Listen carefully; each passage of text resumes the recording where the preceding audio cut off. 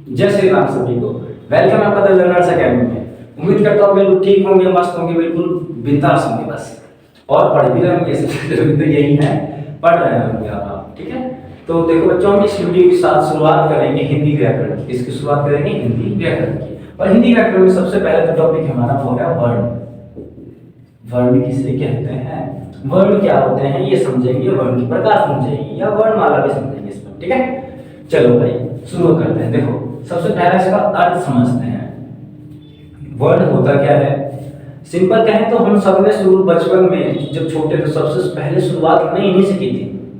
सबने ही शुरुआत से की थी। क्यों? क्योंकि देखो हमने क्या पढ़ा था सबसे पहले हिंदी में आ से ना, फिर बड़ा से ना, ऐसे करते करते हम क्या ज्ञानी तक पढ़े थे, सीखे थे ना, सीखे थे। तो यही तो हमारे वर्ण थे। क्या थे ये? हमारे वर्ण ही तो थे कि नहीं थे? हाँ, ये वर्ण थे हमारे।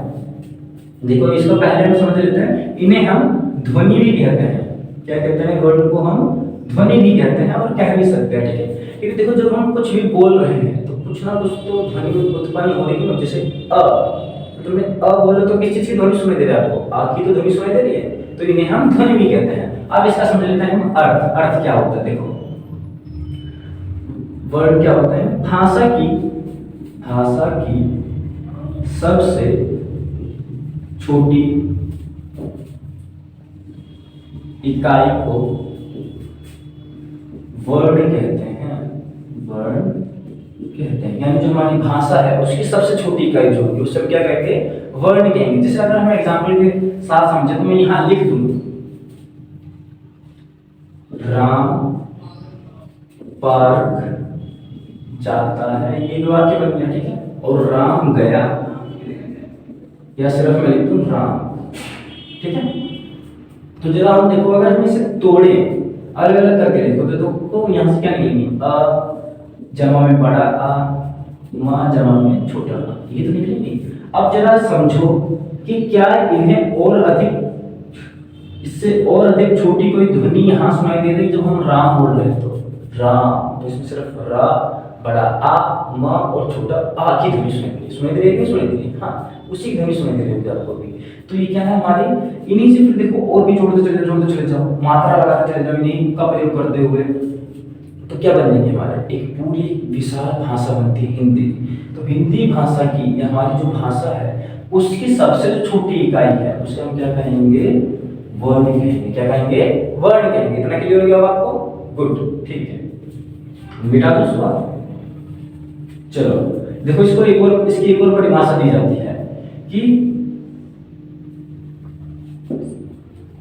सबसे छोटी कहें वह सबसे छोटी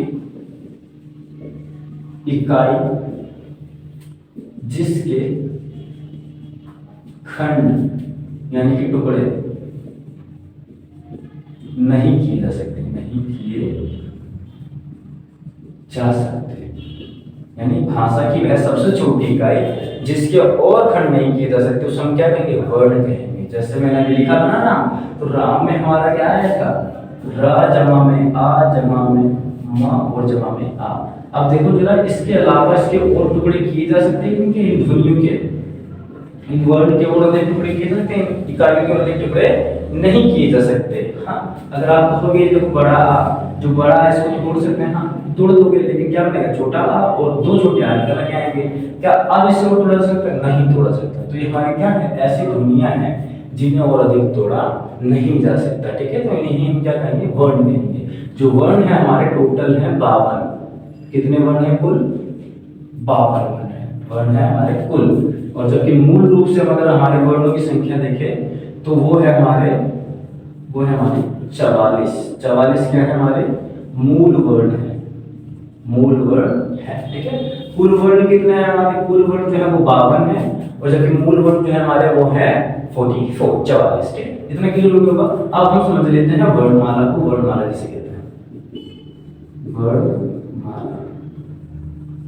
वर्णमाला क्या होती है? देखो इसका अच्छा एक एग्जांपल हमारी जो फूलों की माला होती है उसमें हम देखते हैं कि एक धागे के अंदर कितने सारे हमें फूल एक साथ एक अवस्था में लगा दिए होते हैं। हैं, ठीक है, एक के बाद एक ही जुड़ा होता है। इसी तरीके से हमारे वर्णों के भी क्या होते हैं, अगर हम अपने वर्णों को भी व्यवस्था में क्रम में लगा दें तो उससे क्या बनेगी, उनका एक समूह बन जाएगा, उनकी एक माला बन जाएगी, जिसे क्या कहेंगे, वर्णमाला कहेंगे, ठीक है। तो देखो इसकी परिभाषा क्या बनेगी, वर्णों के कर्मानुसार या व्यवस्थित समूह को क्या कहेंगे, वर्णमाला कहते हैं, ठीक। इतना क्लियर हो गया आपको। अब जैसे कि आपने सभी में सबसे पहले छोटा आ, फिर बड़ा आ, छोटी ई, फिर बड़ी ई, ऊ, फिर बड़ा ऊ करते हुए ऐसे करते आखिरी में हमने क्या किया, ज्ञानी तक पढ़ लिया होगा, ठीक है। कहीं में तो सरल श्रमिक भी पढ़ लिया होगा, ठीक है, पढ़ेंगे नहीं पढ़ेंगे, ठीक। अब जरा ध्यान से सोचो, इस छोटे आ के बाद ये बड़ा या आएगा, फिर ई आएगी, फिर बड़ी ई आएगी, फिर छोटा हो, फिर बड़ा हो, ऐसे करते हम आखिरी में क्या ज्ञानी व सरल श्रमिक तक पहुंचते हैं। अब ये क्रम में लगे हुए हैं, पहले छोटा बड़ा ऐसे तो चल रहा है, ये हमारा चल रहा है कि नहीं चल रहा है। और फिर बाद में जब हम ध्यान से देखें तो एक व्यवस्था में चल रहे हैं, सीक्वेंस में चल रहे हैं, कि नहीं चल रहे हैं। अगर कभी आपने ये नहीं पढ़ा होगा कि छोटे वाले आ के बाद छोटी वाली ई आए, नहीं आएगी, नहीं आती ही नहीं है, ठीक है। तो ये क्या हमारी व्यवस्था एक क्रम बना हुआ है और इनकी इसी समूह को हम वर्णमाला कहते हैं। समझ में आ गया आपको, ठीक। चलो अब हम समझते हैं वर्ण के प्रकार या भेद। जो हमारे वर्ण हैं उनके कितने प्रकार व भेद हैं। मूल रूप से आपने पढ़े होंगे दो होते हैं और दो ही होते हैं, ठीक है। छोटी क्लास में भी पढ़े होंगे। वर्ण कितने प्रकार के होते हैं, दो। एक होता है स्वर, दूसरा होता है व्यंजन। स्वर व व्यंजन यही पढ़ेंगे आपने, ठीक है।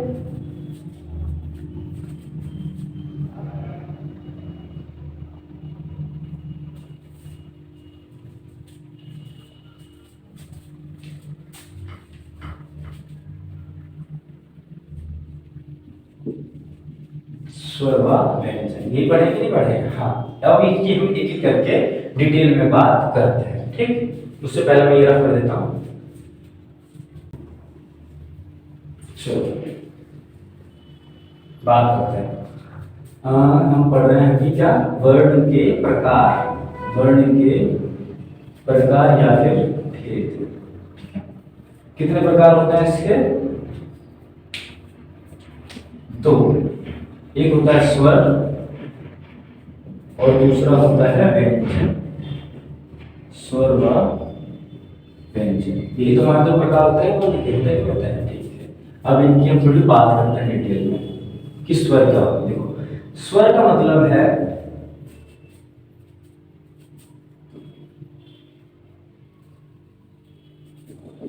ऐसी ध्वनियां जिनका उच्चारण बिना किसी सहायता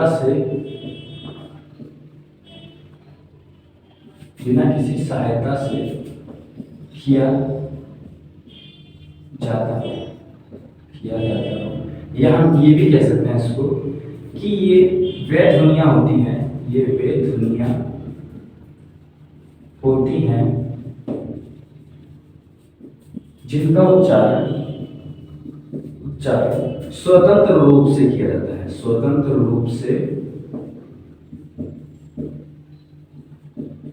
किया जाता है, ठीक है।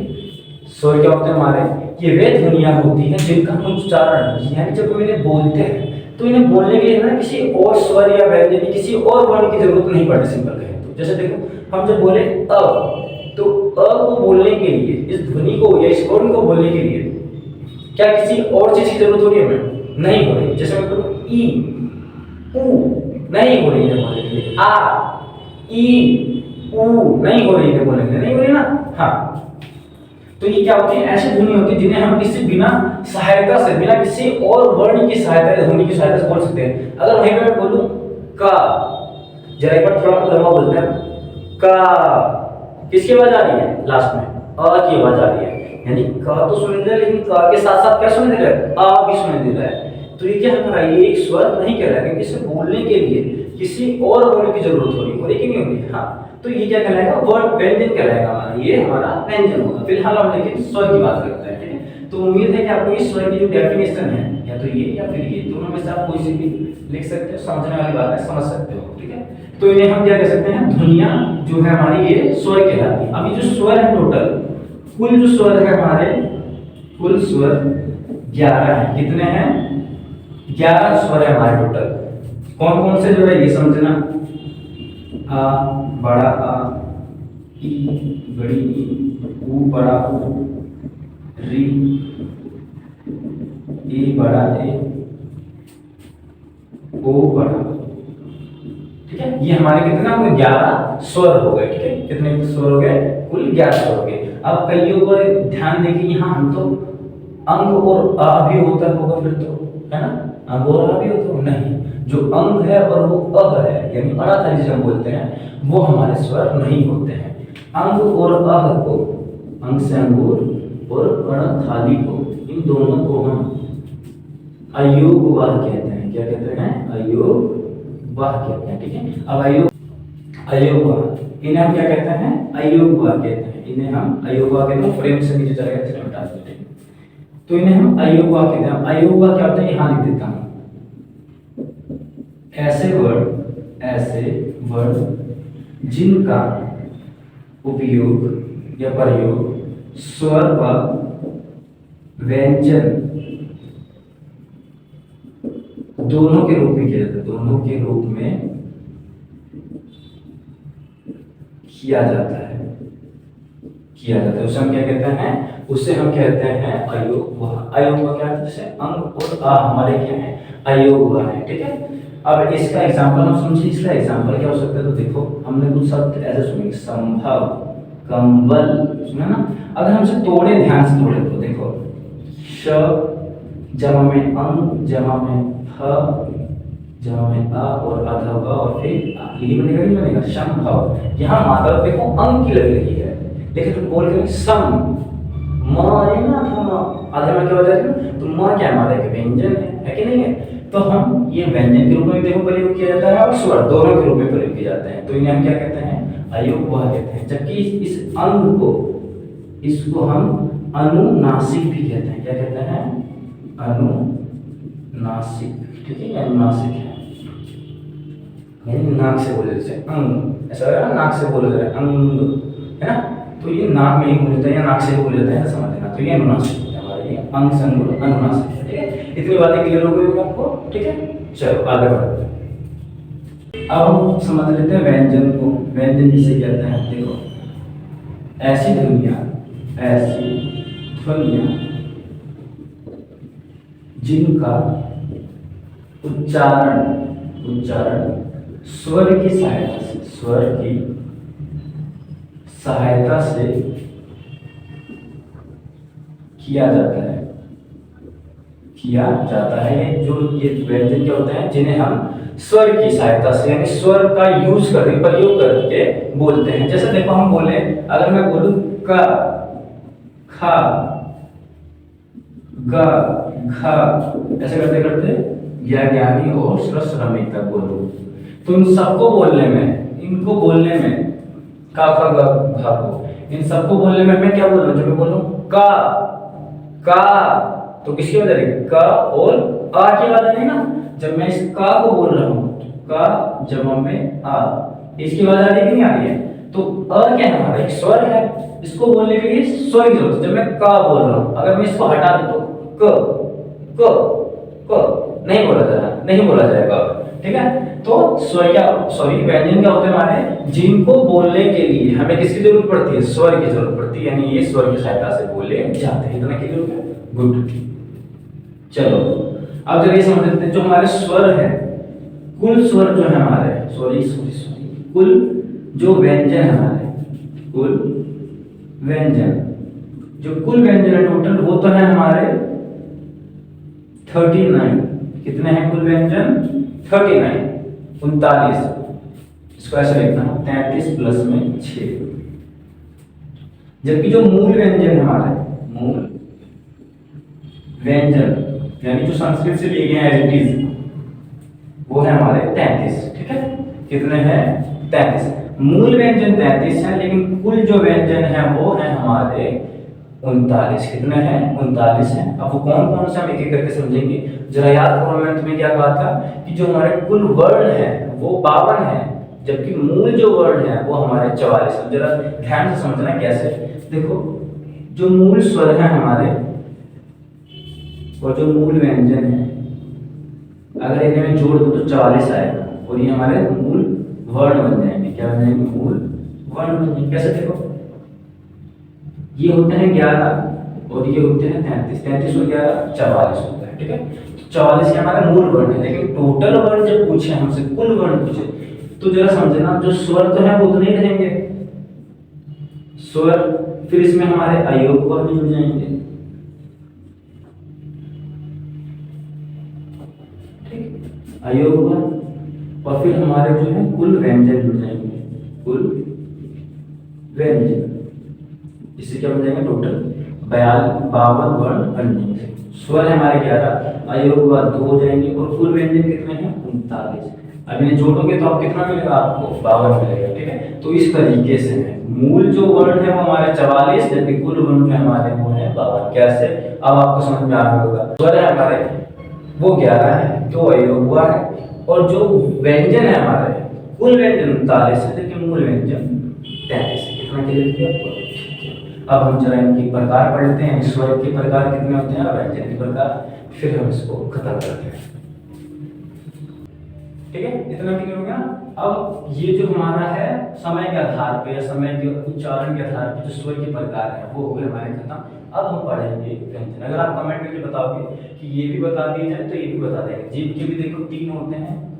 3 प्रकार कौन कौन से होते हैं ये बता देता हूँ। 3 होते हैं। एक होता है अग्र, मध्य और पश्च, यानी पीछे वाला है। जब हम जीभ को पीछे से, जब जीभ का प्रयोग करेंगे तो पीछे से उच्चारण किया जाए, जैसे ओ। जब ओ बोले तो आपकी जीभ देखो पीछे चली जाएगी। ठीक है, और मुख विवर के आधार पर, यानी मुख का खुलना, बंद होना, आधा बंद होना, ठीक है, आधा खुलना, इसके आधार पर भी 4 होते हैं। ठीक है, कितने होते हैं इसके? 4 होते हैं।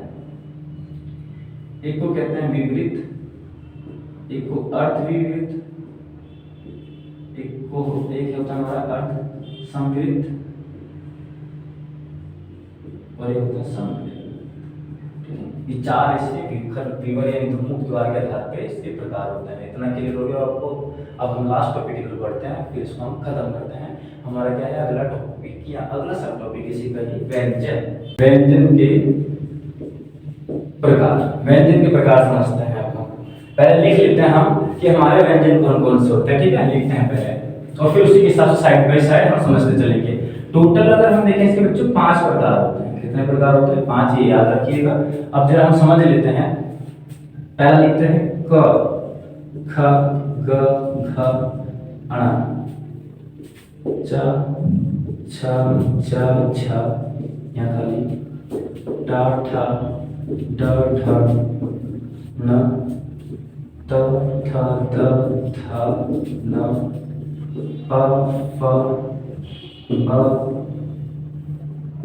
भ, भ, म, य, र, ल, व, श, स और स और ह, श, त्र, य और श। ठीक है, ये है हमारे। इसके अलावा एक और ये हमारे टोटल कितने हो गए? 39 व्यंजन हो गए। कितने हो गए? 39 व्यंजन हो गए। अब इन्हीं के आधार पे हम समझेंगे कि जो हमारे प्रकार कौन कौन से होते हैं। देखो, अगर हम इन्हें पहले देखें, पहले 25 यानी क से देखे म तक, ठीक है, ये इन्हें हम वर्गीय व्यंजन कहते हैं। क्या कहते हैं इनको? हम वर्गीय व्यंजन, या हम इसे स्पर्शीय व्यंजन भी कहते हैं। स्पर्शीय व्यंजन यानी जब हम इनका उच्चारण करते हैं तो ये हमारी जीभ, होंठ, इनको क्या है, सॉरी, जो इनको जब हम बोलते हैं, जब इनका उच्चारण करते हैं तो ये हमारे दांत और होंठ, इन सबको टच करते हुए जाते हैं। ठीक है, जब हम बोलते हैं क, ता बोल के देखो, ता, आप जब ता बोलेगा कि जीभ देखो दांतों से टकराते हुए जाएगा। जब पा बोलेंगे तो आपके होंठ टकराएंगे, ठीक है। तो जब हम इनका स्पर्श बोलेंगे तो ये क्या करेंगे, यहाँ हमारे हाथ जो दांत हैं और होंठ हैं इनका स्पर्श होगा, ठीक है, टच करते हुए जाएंगे जब हम बोलते हैं। तो इन्हें स्पर्शीय व्यंजन भी कहते हैं और वर्ग व्यंजन, वर्गीय व्यंजन भी कहते हैं, क्योंकि इनके अलग अलग वर्ग भी होते हैं। जैसे देखो पहले वाले को हम क वर्ग कहते हैं, क वर्ग, दूसरा चा वर्ग, तीसरा ट वर्ग, ट वर्ग, चौथा ता वर्ग और पांचवा है पा वर्ग है, ठीक है।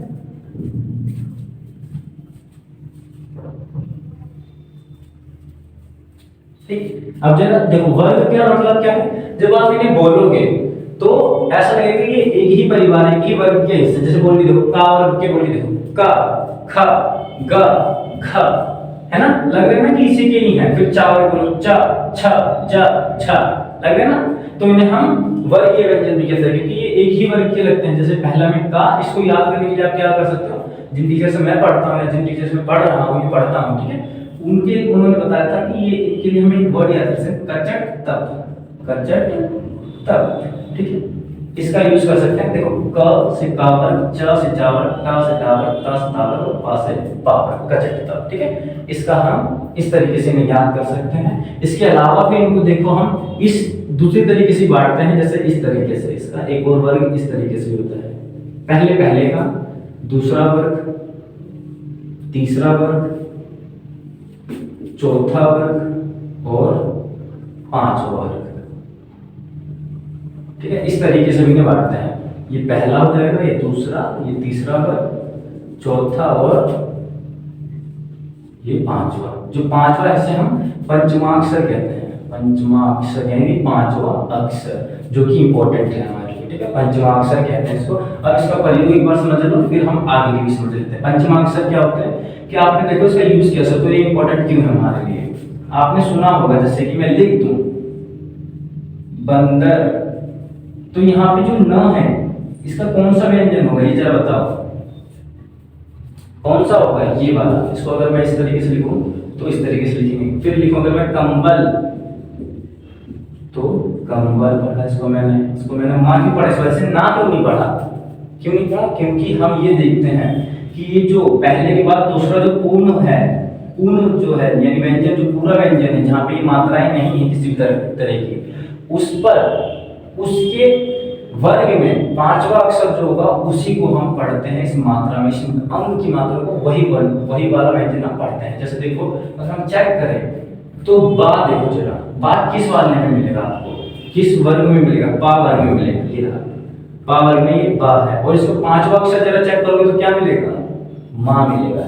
यानी जहां भी बा होगा उसके ऊपर अंक, उससे पहले किसी भी वर्ण के व्यंजन के ऊपर बिंदु होगी, अंक की बिंदु होगी, उसको हम हमेशा मां ही पढ़ेंगे। क्यों, या फिर भा हो गए, पा हो गए, पा होगा, ये होंगे। उससे पहले अगर किसी भी वर्ण के ऊपर अंक की मात्रा है तो हम उसे मां ही पढ़ेंगे, क्योंकि उसका पांचवा अक्षर क्या होगा, हमेशा मां होगा। चाहे देखो बंदर में, देखो बंदर में द है, द से पहले बा के ऊपर है ना, तो जिस अंक की मात्रा के बाद वाला चेक करेंगे, किसके क्या कौन सा है हमारा, द है। तो द किस वर्ग में आता है पहले ये चेक करेंगे, और फिर उसका पांचवा अक्षर जरा द देखते हैं। द कौन से में है, ता वर्ग में आएगा। ता कौन से वर्ग में, ता वर्ग में आता है।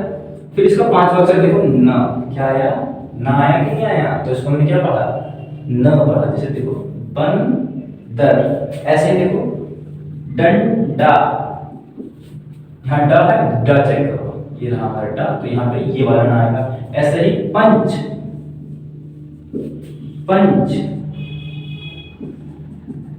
पंच में देखोगे तो ये वाला है, क्योंकि इसका पांचवा अक्षर, चावल का पांचवा अक्षर ये यहाँ खाली से हम पढ़ते हैं वो है, तो इसे हम इस तरीके से लिखते हैं, इस तरीके से पढ़ते हैं। तो ये पंचमाक्षर जो पांचवा अक्षर होता है इस तरीके में वर्ण का, वो आपको क्लियर हो गया होगा। क्लियर हो गया, कुछ नया सीखा हो तो लाइक करिएगा, ठीक है। चलो